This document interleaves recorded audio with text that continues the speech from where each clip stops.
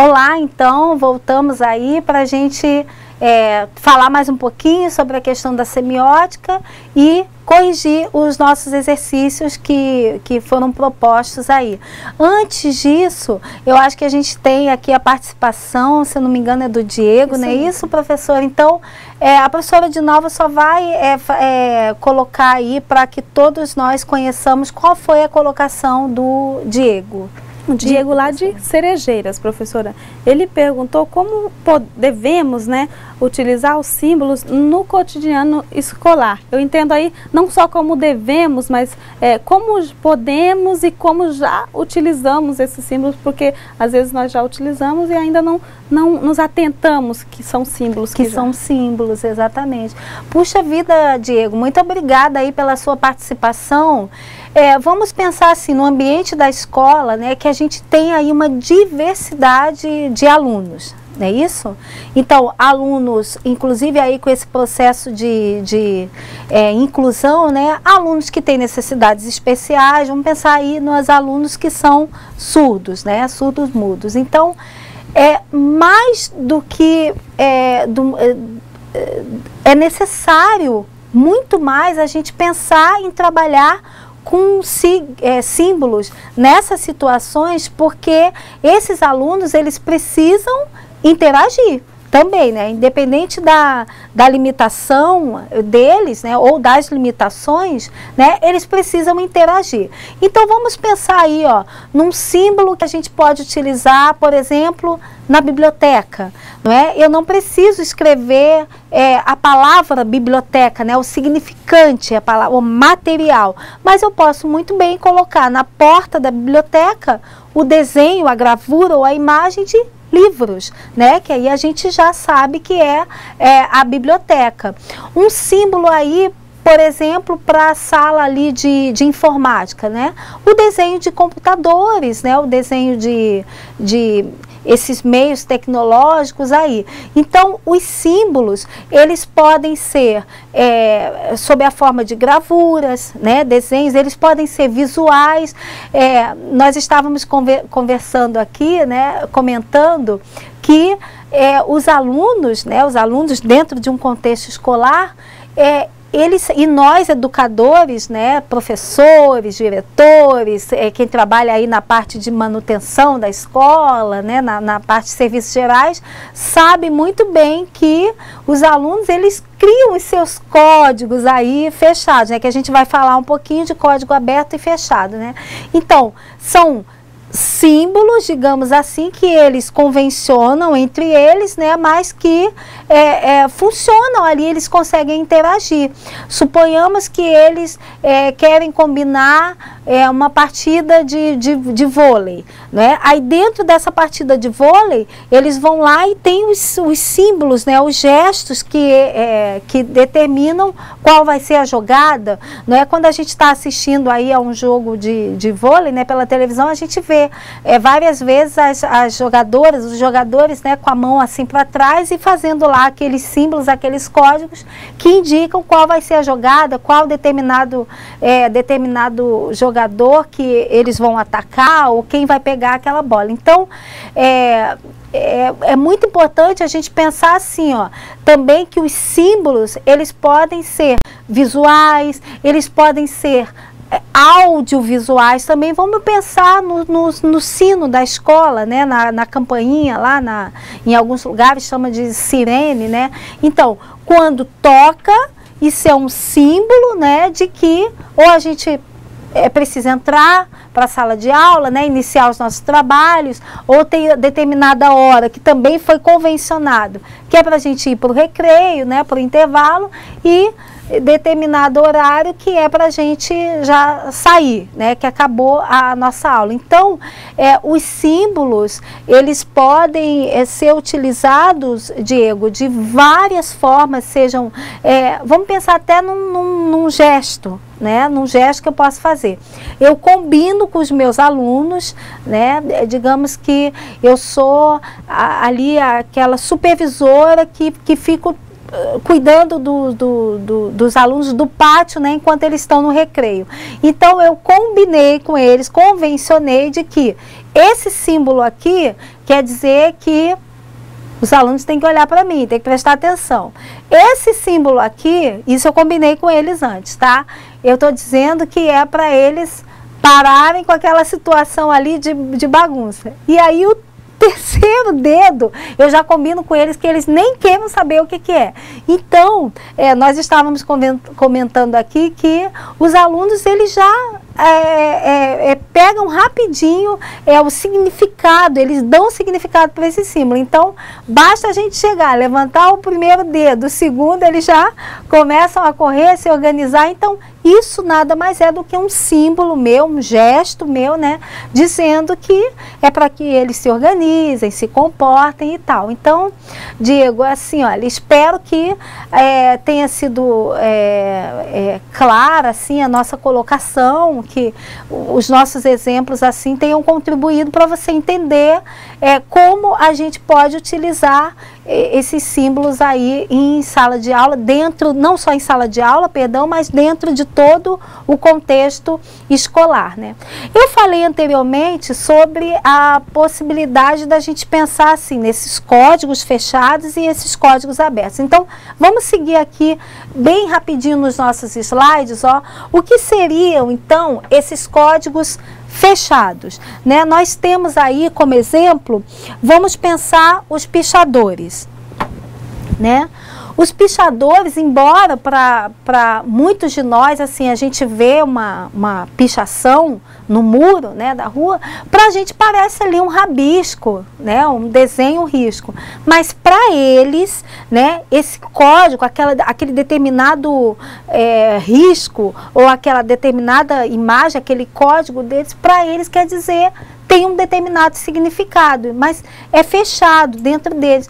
Por exemplo, a gente está numa instituição religiosa, né, numa igreja. Então, alguns símbolos, né, que alguns momentos ali durante a missa, né, ou o sermão do padre, que ele faz determinado gesto ou determinada simbologia, né, que representa, por exemplo, quem é praticante, né, da Igreja Católica, onde ele levanta a hóstia, né, a Eucaristia, né, que tem um momento de consagração, então, e ele indica que ele vai, que ele quebra aquela hóstia. Aquilo ali é indicando, né, uma simbologia, um símbolo de que ali o corpo de Cristo, né, vai ser comungado por todos os que estão ali participando da missa. Então, a gente tem códigos fechados que, de repente, em uma outra situação, aquilo não tem aquele significado maior, né?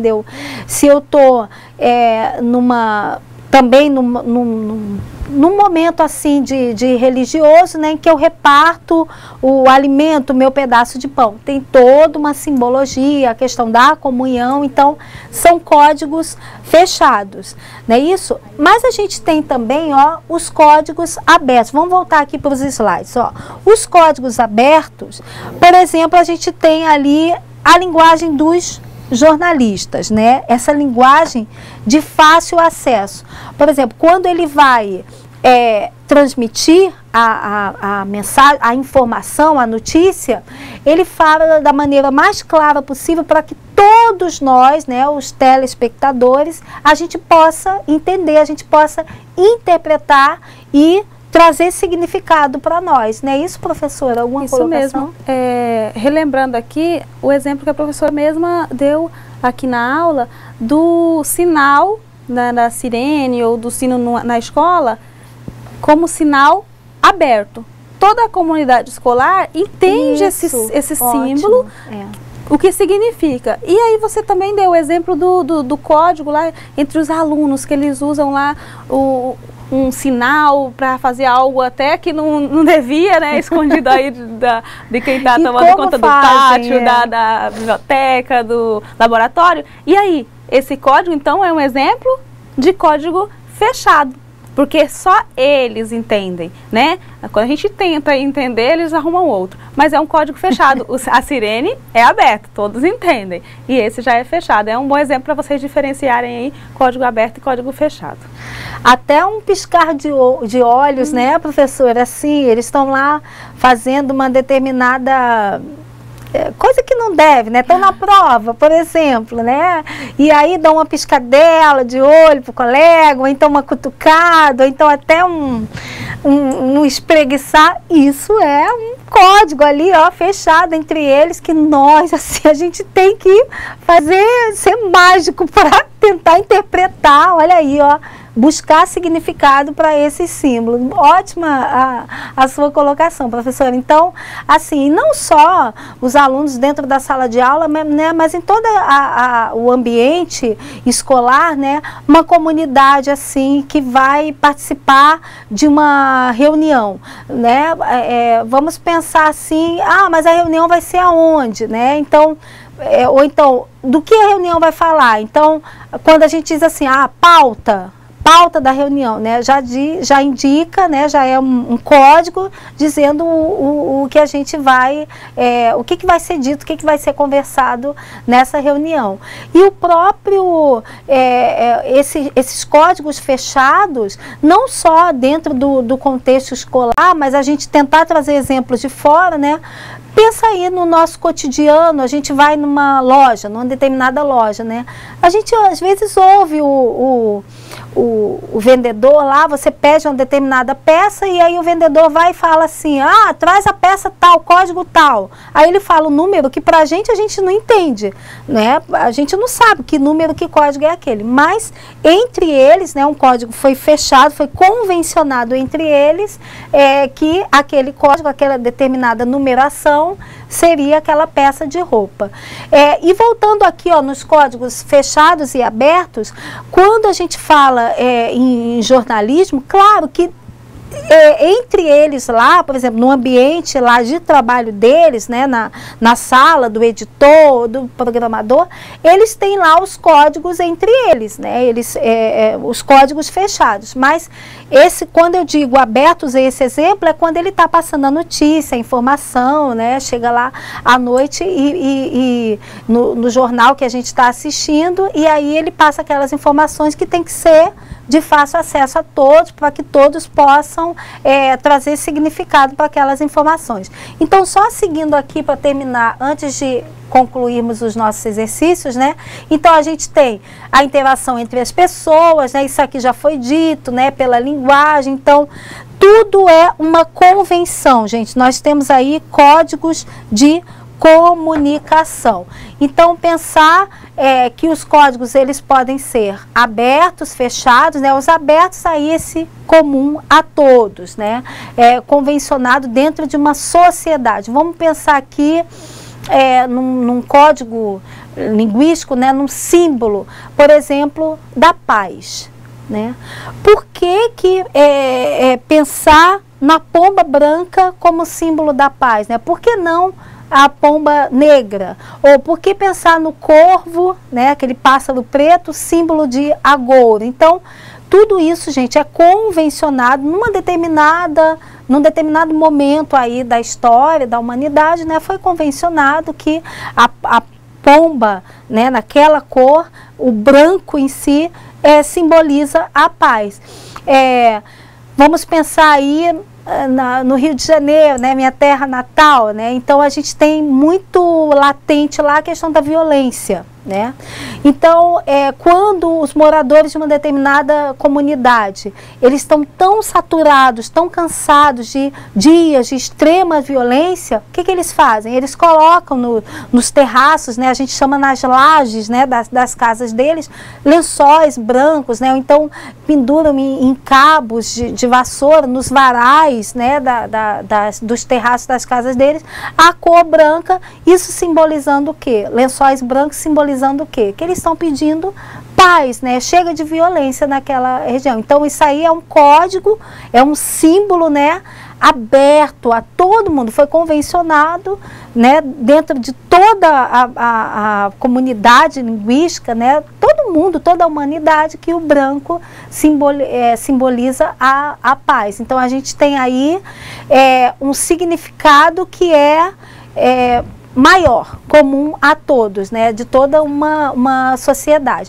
Então, seguindo, nós temos aqui os exemplos, né, que nós já citamos, então eu não vou me ater aqui, né, os sinais de trânsito também é um código comum a todos, né, e aí nós temos, para retomar, então, a semiótica, para a semiótica, né, os estudos da semiótica, a gente tem 3 tipos de signos. Que tipos de signos são esses? Então, dentro daí dessa interação, né, dessa interação dialógico-comunicativa, nós temos, então, 3 tipos de signos. Nós temos os símbolos, os signos, perdão, que funcionam por operação de semelhança, ou seja, os ícones. Nós temos o de contiguidade ou associação, que são os índices, e nós temos por operações de convenção, que são os símbolos que nós acabamos de falar, né? A pomba branca, símbolo da paz, que é uma convenção social, tá? Só voltando ali nos signos por operações de semelhanças, a gente tem os ícones. Vamos pensar numa pintura, né? Numa escultura, a pintura de uma paisagem, né? A gente tem ali a semelhança, né, de um espaço, digamos, uma paisagem rural, né? Muito mato, muito verde. Então, por semelhança, né? A gente olha para o quadro, a gente já imagina aquele ambiente rural. A gente tem também operações de contiguidade ou associação. O que é isso, gente? São os índices. Olha aí, ó. Se eu vejo um determinado lugar com fumaça, aqui, né, na nossa região, que na época está muito seca, né, as queimadas, né? Então, onde há fumaça, a gente sabe que há fogo, né? É um índice de fogo. Olha aí. A fumaça é um índice de fogo. Nuvens muito carregadas, nuvens negras, né? Então, é um índice de que vai cair água aí, vai cair muita chuva. E a gente tem, por convenção, né, que já falamos aí, a cor branca, a pomba branca, o símbolo da paz, né, a própria cruz para os cristãos, né, o símbolo de Jesus Cristo, né, crucificado, enfim. Então, a gente tem esses 3 tipos aí de signos que estabelecem aí essa interação comunicativa dentro de uma comunidade, tá? Então, partindo para o final da nossa explanação, né? Então, assim como as linguagens elas são classificadas em 2 grandes grupos, né? A gente tem a linguagem verbal, né? Isso, a fala e a escrita, e nós temos as não verbais. Olha aqui, deixa eu sublinhar, não verbais, que são os gestos, as imagens. Essa classificação também nós temos aí uma correspondente para os códigos, que eles são classificados em analógicos e digitais. Seguindo aqui, ó, quais seriam os códigos analógicos? Então, a gente tem, ó, os signos físicos, né, isso? E os mais complexos, por exemplo, os desenhos, as pinturas, os gestos, né, gente? O visual, as palavras, né, os áudios visuais. Então, eles precisam de quê? A gente tem que ter, deixa eu mudar aqui a cor, a gente tem que ter um suporte material para que esses signos sejam transportados. E nós temos também os códigos digitais. Esses aqui, ó, tem código binário, né? Isso, mais simples, ou seja, não precisa de tanto suporte para que faça significação, né? Ele é mais simples, digamos assim, da gente perceber. Então, esses 2 tipos de códigos que a gente tem. Então, vamos partir para a nossa atividade. Essas atividades, embora aí a gente tenha um conteúdo muito amplo, viu, pessoal? É só para a gente fazer uma retomada das partes principais, mas não deixem de estudar todos os conteúdos e levantar aí alguns questionamentos. Até uma colocação, eu acho que é importante a gente fazer, né, professora Dinalva, é a questão da participação deles no sentido de anotar as aulas, porque isso vai ser importante. Acho que a professora Dinalva, antes da gente corrigir, tem um recadinho para vocês, não é isso, professora? A respeito do memorial que vocês precisam produzir no final da disciplina. Então, assim, vocês precisam ir anotando desde a primeira teleaula, né, anotando tudo que vocês aprenderam aqui durante as teleaulas, para que vocês possam fazer o memorial de vocês, um memorial completo, né, um memorial que abranja aí tudo que foi passado aqui nas teleaulas. Isso, gente, é importantíssimo, até as anotações de vocês também, uma forma de vocês estudarem aí e tirando as dúvidas, porque às vezes, né, a gente aqui quer, por questão de tempo, né, a gente vai falando as coisas principais, mas pode aí haver alguma falha da nossa parte no sentido de não comentar uma determinada questão que seja importante, né, para os estudos de vocês. Então, as anotações de vocês auxiliam muito nesse sentido também, na questão do estudo, né, e tirar as dúvidas de vocês e, claro, aí contribuir, como a professora Dinalva colocou, para o memorial de vocês, que depois vocês vão ter que produzir, não é isso? Então, vamos para a correção das nossas atividades. A primeira questão dizia assim, ó, marque a alternativa correta, não é isso? A única que está correta. Então, a gente tem uma assertiva aqui que diz: a teoria geral dos signos e dos processos de significação, importantíssima, né, gente, para essa teoria, ocupa-se em saber o que é um signo, como é transmitido, como ele circula e em que condições, ou seja, em quais circunstâncias, quais contextos, não é isso? Esse símbolo, esse signo pode ser interpretado por homens e mulheres. A gente está falando de qual teoria, né? Obviamente a gente tem aqui a teoria. Antes da gente ver a resposta, acho que a professora Dinalva quer trazer alguma colocação. Diga, tivemos professora. As respostas dos polos, professora, tanto de Espigão, Costa Marques, Cujubim, responderam a resposta semiótica, professora. Semiótica, e eles estão, ó, corretíssimos, né? A gente tem aí, ó, os estudos da semiótica, que é basicamente tentar pensar nos signos, não é isso? Mas esses signos enquanto significando, né? Buscando significados, claro, dependendo do contexto, né? Isso, da situação. Lembram do exemplo que eu dei da palavra árvore, né? Se eu digo, tem uma árvore enorme lá no quintal da minha casa, né? É aquela convenção maior, né? A gente sabe que árvore, eu estou falando do vegetal lá, das frutas. E eu estou no contexto de um desfile de moda, nossa, aquela modelo é uma árvore, eu estou querendo dizer que ela é alta, né? Muito alta, muito magra. Ou então, está de verde, né? Ou está de verde. E assim, gostei. Nós estamos falando ali da teoria geral. Então, assim, às vezes o aluno pode pensar em simbólica. Símbolo está dentro da semiótica, mas não é a teoria. Então, você que às vezes respondeu ali a letra A, parece simbólica, a semiótica tem aí um som semelhante, mas não. Símbolo está dentro da teoria, que a teoria fala dos signos, dos símbolos, mas o que é a teoria? A teoria é a semiótica, certo? Isso, até porque ótica, né, ver, né, visão, semi é signo, né, vem do latim, né, sema signo, tá? Então, é a teoria que estuda os signos, e esses signos, eles podem ser símbolos, né, eles podem ser índices, e eles podem ser ícones, tá? Então, não confundir. Semiótica é o estudo do signo e os processos de significação desses signos, tá? Enquanto símbolos, códigos e índices e ícones, tá? Então, vamos seguir aqui, que é mais uma colocação, só uma sugestão para a nossa questão 2, professora. Se você aceitar, nós já poderíamos ler aqui a questão com a resposta da aluna Cenilda lá de Espigão, porque daí nós já leríamos aí a questão, né, com a resposta da aluna. Pode ser?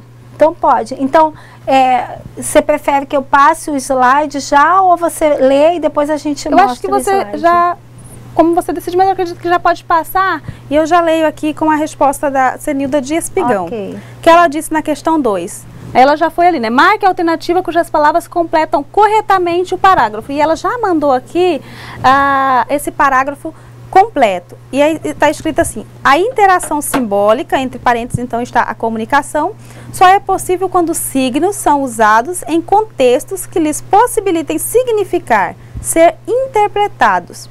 O primeiro contexto é aquele em que os signos são relacionados uns aos outros através de regras, formando um código ou uma imagem, né, ou uma linguagem.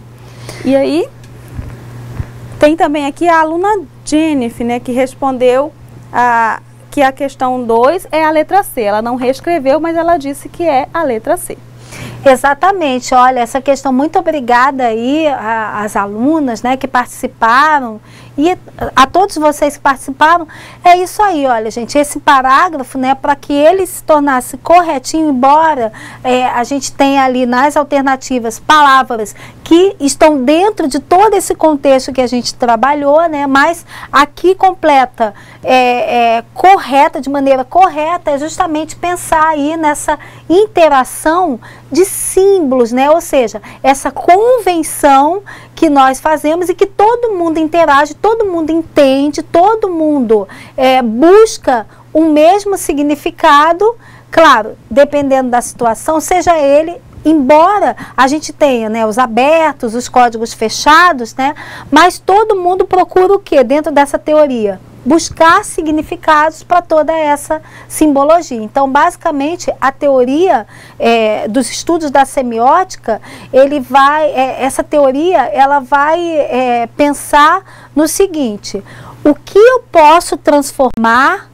né, ou seja, um objeto, uma fala, um gesto, transformar aquele objeto num signo, não é isso? O estudo dos signos, e esse signo, dependendo da situação ou do contexto, ele tenha significado. É basicamente isso, gente. Então, pensar num signo, seja ele linguístico, gestual, visual, não é isso?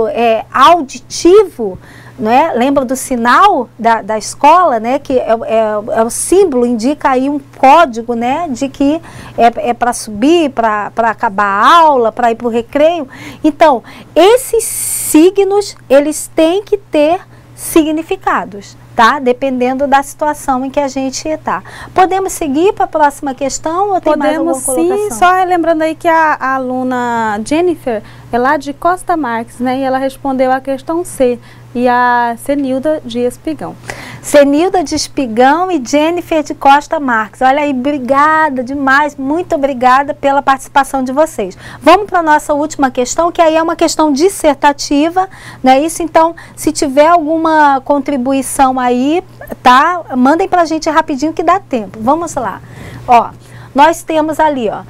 A terceira questão, na verdade, nós temos duas letrinhas aí para a gente responder, né? Duas questões. Então, segundo Peirce, o pensamento humano, Peirce, lembrando, né, gente, Charles Peirce, aquele teórico que a gente viu lá, o pai ali desses estudos da semiótica, o pensamento humano é sempre representação.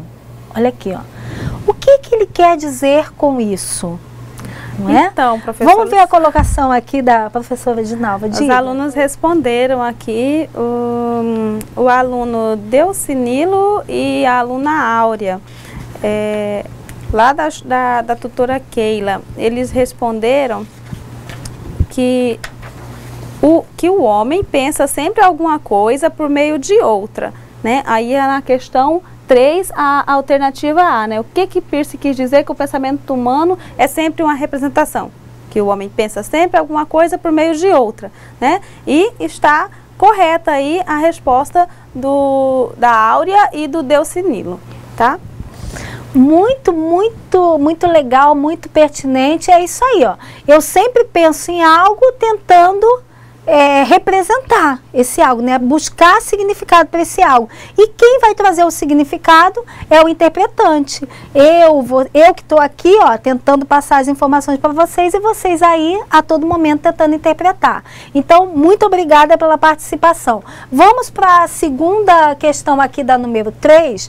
Segundo a semiótica, há 3 tipos de signos criados por meio de operações dialógico-comunicativas. Então, nós teríamos que falar cada um desses signos. Então, vamos lá para a nossa resposta, ó. Na letra A, já falamos, né? O aluno contribuiu. E a letra B diz assim, ó. Quais são os 3 tipos de signos, então, criados? Ó, nós temos operações de semelhança, não é isso? São os signos chamados ícones, tá? Lembrando da pintura, né? Da obra de arte, da escultura, não é isso? Então, nós temos as operações por contiguidade ou por associação. Aí, nós falamos da fumaça, né? Onde a fumaça, a fogo. A gente tem um objeto, né? Que ele é um indício, não é isso? De outra coisa. Aí nós temos os chamados índices. E a terceira operação dialógica, né? Pelas quais aí essas operações, os signos, eles são criados ou são convencionados, né? Ela se estabelece justamente por essa convenção. Ou seja, esse acordo entre determinada comunidade ou sociedade. Então, essa convenção, né, eu vou utilizar aí os signos, vai depender muito das regras de uso e elas são chamadas dos símbolos. Então, aí nós falamos a questão do símbolo da paz. Bom, gente, eu só tenho a agradecer, cada vez mais assim eu percebo que os alunos aí, vocês dos polos, estão participando, estão interagindo, então é isso que está dando essa injeção de ânimo para a gente aqui. O que eu tenho a dizer para vocês, basicamente é isso, ó, muito obrigada, entendeu? O meu sorriso aí é um símbolo de que eu fico alegre todos os dias que a gente se encontra para falar sobre um assunto tão maravilhoso, né, tão sedutor, que, né, eu como enquanto linguista, né, não poderia sentir prazer maior em falar em outra coisa que não seja da comunicação, da linguagem. Então, muito obrigada a vocês. Professora Dinalva quer se despedir do pessoal? Eu agradeço aí a aluna Neiva, lá de Extrema, que mandou a resposta aí da alternativa B, bem resumida aí, que é índice, ícone e símbolo. E já agradeço a participação de todos vocês e até o nosso 4º encontro. Neiva, muito obrigada, viu, Neiva, pela participação de Extrema, não é isso? Muito obrigada. E aí, o pessoal dos demais polos aí, participem também, tá? Obrigada. Então, até o nosso próximo encontro. Bons estudos, tá? E até lá.